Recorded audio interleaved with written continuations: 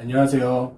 법무법인 조율의 유한 변호사입니다. 오늘은 자영업자 분들이라면 반드시 알아야 할 상가임대차 보호법에 대해서 간략하게 말씀을 좀 드리려고 해요. 그 상가임대차 보호법은 사실 자영업을 하시는 분들 중에 임차인 분들한테는 굉장히 중요한 법률입니다. 왜냐하면 그분들의 보호를 위해서, 그분들을 보호하기 위해서 제정된 법률이라서요. 이 법에 대해서 어떤 중요한 내용을 반드시 숙지하시고 임대인과 임대차 계약을 체결하시거나 또 영업을 양도하시거나 뭐 권리금을 회수하실 때 좀 참조를 하셨으면 좋겠습니다. 질문의 형태로 좀 말씀을 드리려고 그래요. 이제 많은 의뢰인분들이 질문하시는 걸 좀 제가 좀 취합을 해서 좀 몇 가지를 정리를 했습니다. 그래서 먼저 아셔야 될 거는 이제 상가 임대차 보호법이 적용되는 임대차 계약이 있고 아닌 게 있어요. 그거는 보증금 액수에 따라 정해집니다. 그래서 서울특별시 같은 경우에는 9억 원 이하의 상가 임대차에 대해서만 상가 임대차 보호법이 적용됩니다. 또 부산이나 뭐 그 외의 수도권 뭐 이런 거는 상가 임대차 보호법에 정리가 되어 있고, 그거는 이제 여기 표로서 좀 정리를 해드릴게요. 그래서 그걸 한번 보시면 참고하시면 되고요. 그래서 이제 9억 원의 보증금을 초과를 한다. 그러면 상가보호법이 적용이 안 됩니다. 근데 이제 보통은 보증금만 있는 게 아니고 월세도 있잖아요. 그래서 그거를 이제 환산보증금이라고 해가지고 환산하는 이제 계산식이 있거든요. 그래서 그거는 어떻게 되냐면 지금 실제로 지급되는 보증금에다가 어떤 월세에 곱하기 100 한 걸 더한 것을 이제 환산보증금이라고 하는데, 이렇게 계산된 환산보증금이 만약 9억 원을 초과한다 그러면 상가임대차 보호법이 적용되지 않습니다. 그리고 이제 두 번째로 말씀드리고 싶은 거는 뭐냐면, 이렇게 환산보증금 서울의 경우에 9억 원을 초과한다 그러면 이제 상가임대차 보호법이 적용되지 않는데, 그렇다 하더라도 상가임대차 보호법의 모든 규정이 다 적용되지 않는 건 아니에요. 중요한 규정은 이제 적용이 되고 몇 가지 이제 적용 안 되는 규정이 있는데, 그 중에 가장 중요한 것이 이제 우선 변제권입니다. 임차인의 우선 변제권은 만약에 9억 원을 초과하는 임대차라면 적용이 안 됩니다. 그래서 우선 변제권은 뭐냐 그러면 이제 쉽게 얘기해서 선순위 채권자분들보다 제가 우선할 수 있는 권리예요. 그 권리는 인정되지 않기 때문에 만약에 이게 9억 원을 초과하는 임대차 계약을 체결하셨다 그러면 요거에 대한 안정장치를 좀 해주실 필요가 있습니다. 뭐 예를 들어서 임대차 계약을 할 때 내가 계약한 이후에 뭐 다른 채권자들이나 이런 거 뭐 가압류를 하지 말라든지 아니면 뭐 금전학권 설정하지 말라든지 어떤 그 건물 가치의 담보 가치를 하락시킬 수 있는 뭐 약정을 할 수 없는 그런 규정을 두든지 해서 좀 방어하실 필요가 있고요.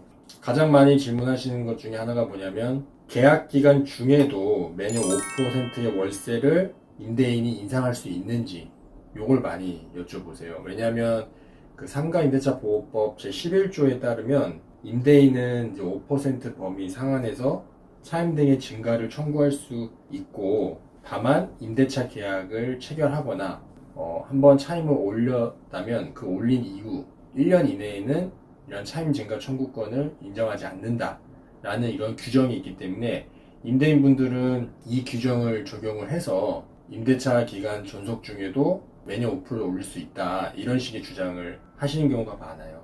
그러면 임차인분들에서는 이렇게 생각하실 거예요. 아니, 임대차 계약을 체결을 했어요. 네.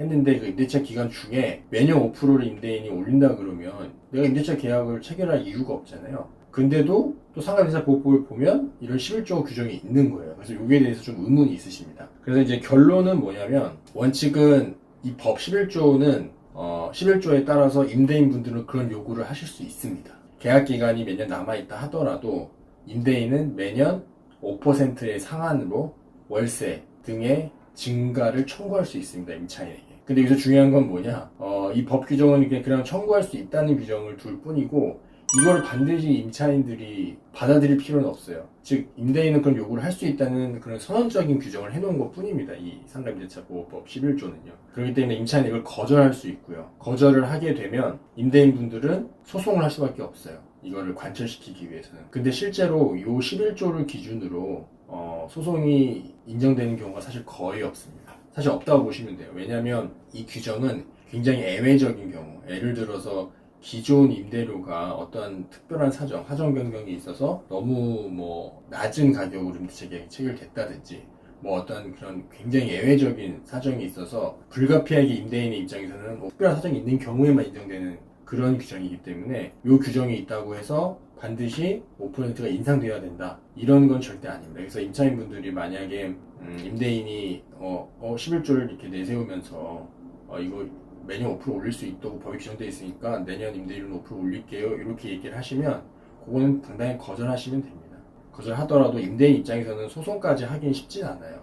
그 다음에 이제 두 번째는 뭐냐, 임대인과 임차인이 그러면 임대차 계약 종료 전에 합의로, 그러니까 임대인과 임차인이 동의를 한 거예요. 10% 임대료 인상 계약을 동의로 체결을 했어요. 그러니까 첫 번째 경우와 좀 다르게 합의로 이렇게 10% 인상을 체결을 하면 이 10%는 사실 아까 상가임대차보호법에서 말한 11조에서 말한 5%를 초과하는 약정이잖아요. 그러면 이 10% 인상을 하기로 한 합의는 무효가 되는 게 아닌가, 이런 식의 또 질문을 많이 하세요. 그러니까 오히려 이거는 임차인분들께서 이런 11조가 있는 줄 모르고 임대인이 이제 임대료 10% 올리자라고 이렇게 요구를 하면 임차인 입장에서는 10% 한번 올리는 게 크게 부담이 안 되면 올려주는 경우가 있거든요. 그래서 올리고 나서 계약을 하시고 나서 뒤늦게 이제 그런 걸 보신 거예요. 상가임대차법 11조에 보면 5% 이상은 못 올리게 돼 있는데 10%를 올린 겁니다. 그러니까 뒤늦게 아니 법에서는 5%를 상한으로 규정하고 있는데 나가 10% 올렸으니까 그 나머지 5%는 무효로 해야 되는 거 아닌가, 이런 질문을 많이 하세요. 근데 이거는 결론부터 말씀드리자면 이렇게 합의를 하신 이상 이걸 사실 뒤집을 수는 없습니다. 그거는 왜 그러냐면 상가임대차보호법 11조에서 말하는 그의 의미는 계약 기간이 이제 존속 중일 때 임대인이 일방적으로 요구할 때 적용되는 규정이에요. 당사자가 합의로 10% 올린 것에 대해서는 관여하지 않는, 적용되지 않는 법조항이에요. 그렇기 때문에 뭐 10%로 약정을 하든 15%로 하든 11조는 적용이 안 돼요. 그렇기 때문에 당사자가 합의로 10% 올렸다 그러면 그 합의는 유효한 거고, 임차인이 뒤늦게 11조를 다시 내세우면서 5% 이상 못 올리니까 10% 올리기로 한 약정은 무효라 라는 주장을 할 수 없습니다. 이 점은 꼭 좀 주의하셔야 될 것 같고요. 그 다음에 이제 질문이 또 뭐가 있냐면, 임대차 계약을 갱신할 때 당사자가 임대료를 이제 5%를 초과해서, 예를 들어서 10%라고 예를 들면 10%로 올리는 거를 당사자가 약정을 했으면 이것도 유효한가, 요거에 대해서 좀 질문이 많으세요. 그러니까 임대차 계약이 종료가 되면 새로 매년 이 갱신을 하잖아요. 상가임대차보호법 1년마다 갱신을 하게 되는데, 이 갱신할 때마다 임대인이 10%를 인상하기를 요구를 합니다. 그럼 임차인이 여기에 동의를 하신 거예요. 동의를 하셨다 그러면 이제 임차인이 또 뒤늦게 11조에 따르면 5% 이상 못 올리게 되어 있는데 10% 올리면 이거 무효 아닌가? 이렇게 생각하시는 경우가 있으세요. 근데 이거는 11조가 적용되는 거 아니고 별도의 규정이 있습니다.